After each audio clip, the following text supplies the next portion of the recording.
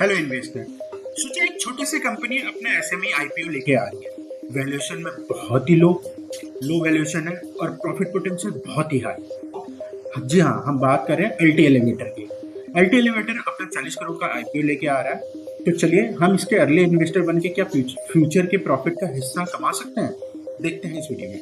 तो चलिए इन्वेस्टर शुरू करते हैं शुरुआत से। आईपीओ को डिटेल जान लेते हैं। तो आईपीओ 12 तारीख को आ रही है और सितंबर 16 को ये क्लोज होगी। लिस्टिंग डेट इसकी 19 तारीख को होगी। फेस वैल्यू 10 रुपए है। इशू प्राइस बैंड 76 रुपए और 78 रुपए का रेंज में है, लेकिन 78 रुपए में ही हमें मिलेगा। लॉट साइज 1600 शेयर है और सेल टाइप ये फ्रेश कैपिटल नहीं ला रहा है।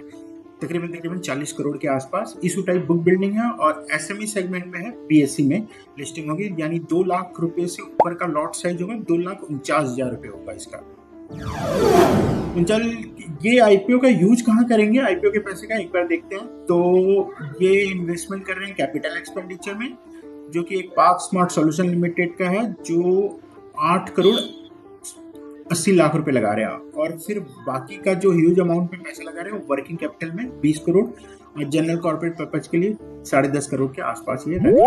कंपनी के प्रोफाइल में नजर डालें तो एल&टी एलिवेटर लिमिटेड की पेरेंट कंपनी एल&टी कंपनी है, लार्सन एंड टुर्बो। हाँ दोस्तों, आप सही सुन रहे हैं, लार्सन एंड टुर्बो की ये सब्सिडरीज है जिनको कई दशकों का एक्सपीरियंस है इस लाइन में, खास करके इंफ्रास्ट्रक्चर प्रोजेक्ट्स बनाने वाले लाइन में। अब ये एल&टी एलिवेटर जो कंपनी है, जैसा नाम आ रहा है, ये एलिवेटर का ही काम करते हैं बनाने का, जैसे passenger elevator, freight elevator, hospital elevator, commercial, industrial, हर तरह के एलिवेटर बनाने का काम करते हैं। और अपनी तरह की ये इकलौती इंजीनियर्स कंपनी है जो कि मॉडर्न जर्मन मशीन का यूज करके इस तरह काम कर रही है। फाइनेंशियल पे अगर हम नजर डालें इसका, तो फाइनेंशियल इसका सुपर्ब है।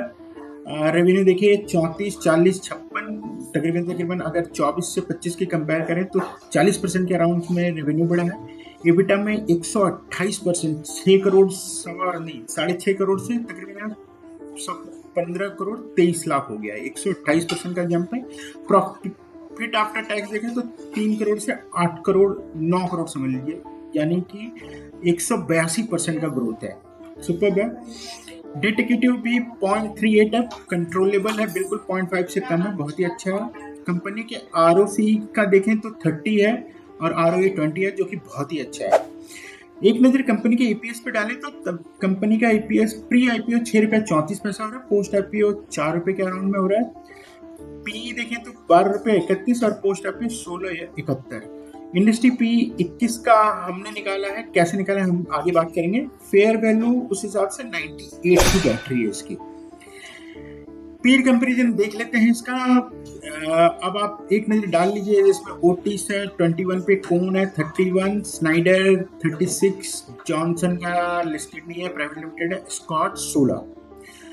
तो अगर इन सबों के पी का हम एवरेज लेंगे वो 21 के अराउंड में आ रहा है। ओटिस का आप देख लीजिए सबसे कम है ईपीएस, नहीं सॉरी, पी स्कॉट का कम है 16.7 और बाकियों का हाई है। इस वजह से ये हमारा पी का जो एवरेज है मीडियम साइड खींच करके 21 हुआ है, हमारा ठीक निकला है।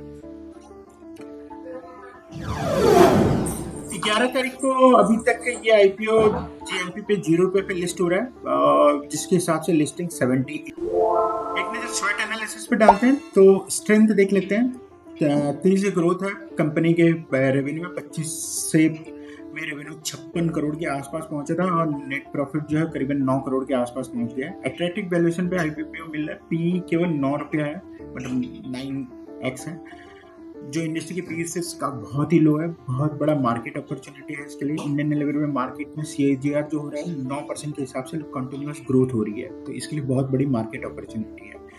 इसका स्ट्रॉन्ग मैन्युफैक्चरिंग बेस है। चक्स्ता जो वेस्ट बंगाल में है, प्रोडक्शन फैसिलिटी करीबन 800 एलिवेटर एनुअल कैपेसिटी है इसकी बनाने की। वीकनेस पे नजर डाले तो छोटा मार्केट कैपिटलाइजेशन, केवल 40 करोड़ के ये आईपीओ लेके आ रहे हैं, तो इंडस्ट्री के बड़े प्लेयर में कंपैरिजन में देखें तो काफी छोटा है। लिमिटेड पब्लिक ट्रैक रिकॉर्ड है, अभी पब्लिक कंपनी के रूप में एक्सपीरियंस बहुत ही लिमिटेड है इसका। छोटा ऑपरेशन स्केल है, इंफ्रास्ट्रक्चर और मैन पावर का स्केल अभी बहुत छोटा है, जो कंपटीशन में डिसएडवांटेज दे सकता है इसको। कंपनी की अपॉर्चुनिटी देखें तो अर्बनाइजेशन और स्मार्ट सिटी बनने से ना कंपनी का एलिवेटर का ग्रोथ तो बढ़ेगा, क्योंकि मॉडर्न सिटी बनेगी और हर जगह 2-3 फ्लोर में भी एलिवेटर आजकल हर जगह लग रहा है। एसएमई ग्रोथ है, एसएमई प्लेटफॉर्म पे लिस्टिंग हो रही है तो छोटे इन्वेस्टर का इंटरेस्ट अट्रैक्ट कर सकता है इसको। एक्सपोर्ट पोटेंशियल है, फ्यूचर में इंटरनेशनल मार्केट पे भी ये देख सकते हैं जाने का। थ्रेट देखें तो बहुत ज़्यादा हाई कंपटीशन है, इकोनॉमिक स्लो डाउन के कारण कंस्ट्रक्शन वगैरह ये सब घट जाते हैं तो एलिवेटर कहाँ से बनेगा, तो वो भी इसके लिए है थ्रेट। रॉ मटेरियल प्राइस का भी फ्लक्चुएशन बढ़ रहा है, स्टील और इलेक्ट्रिकल कंपोनेंट का प्राइस वोलेटिलिटी देखें तो बहुत इफेक्ट हो सकता है इस हिसाब से।